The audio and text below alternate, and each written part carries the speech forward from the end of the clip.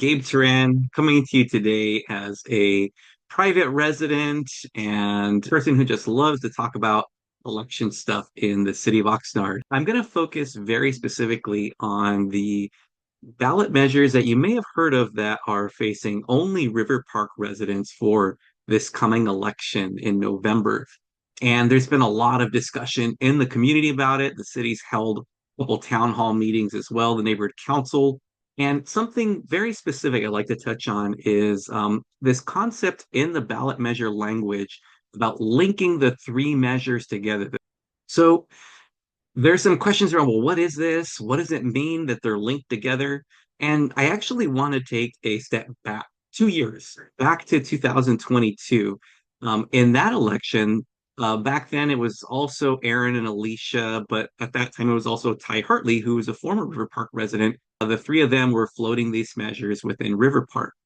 Ultimately, the measures did fail for that election due to them not following the proper elections code, but it's a whole other video. In June of 2022, Ty Hartley did hold a Q&A session after a River Park Neighborhood Council meeting on Zoom where these were discussed. During the Q&A session, a number of questions came up from residents of River Park. There were some questions that were a little bit more detailed, and Ty deferred to Alicia Percell, who was one of the actual co-authors of the measures. So when it came to the question about the linking of the three measures together, there was similar language in 2022 as there is now in 2024's version of those ballot measures. So here's the actual audio from Alicia when the question was asked about what does this mean about linking the measures together? Basically, it's just saying the measures are intended to work together without conflicting with each other. And it's addresses, if more than one of them passes, how they get merged together, that sort of thing.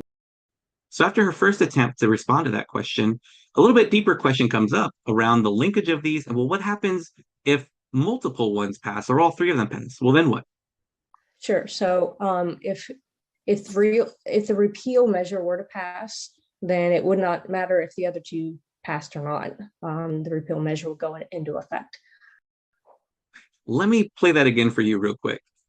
Sure. So if the repeal measure were to pass, then it would not matter if the other two passed or not. The repeal measure will go into effect.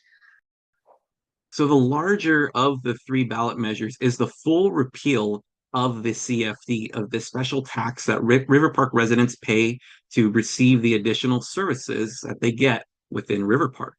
So she says if the repeal were to pass, it wouldn't matter if the other two passed or not. That one goes into effect.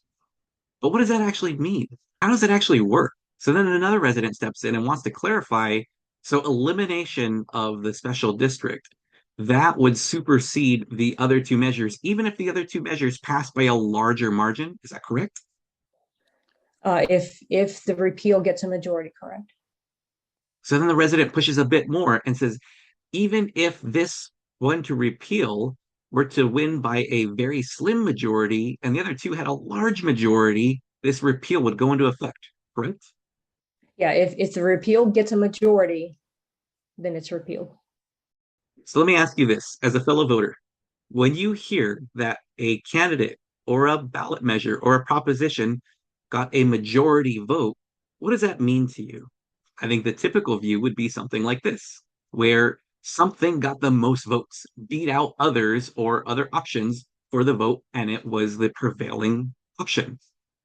But what Ms Percell is referring to, a majority vote, isn't that. If you read the ballot language itself, if this measure gets anything over 50% of the vote, it doesn't matter what the other two measures get. This one will go into effect, even if it's the one that was chosen least by the River Park voters. Would you consider that truly the will of the voters when fewer people voted for something, but because the way the authors have crafted the language, that's what gets chosen for the voters? Let me know in the comments what you, as a resident, as a voter, think about this being written into these ballot measures as a strategy. I'd love to know what you think. Hope to see you in the next video. Thanks.